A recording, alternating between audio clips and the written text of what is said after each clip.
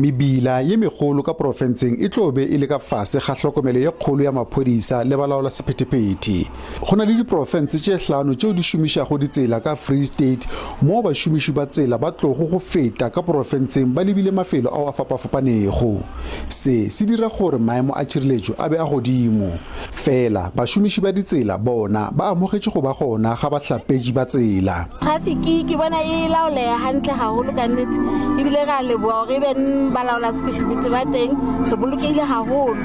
Ke thabile o emiswa ka bona re bolokeile tseleng Freistata ga leboa. It's fine, it's a good thing.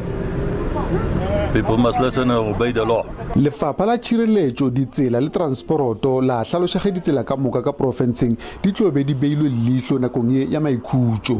Ha re se ra palamang ka lebelo le sa dumellwang ka mora dikilometara tse ding le tse ding tsa 200 a konke kgefu o ko phomole ebile re batla hore le hlokomele le batho bana ba tshelang tsela e le ditaso le bona re ikopela go ditaso di ska tsa tsama mo di sa tshwanelang teng ene ya o ketela ha re se ra gannang le ka tlasa maemo a tai.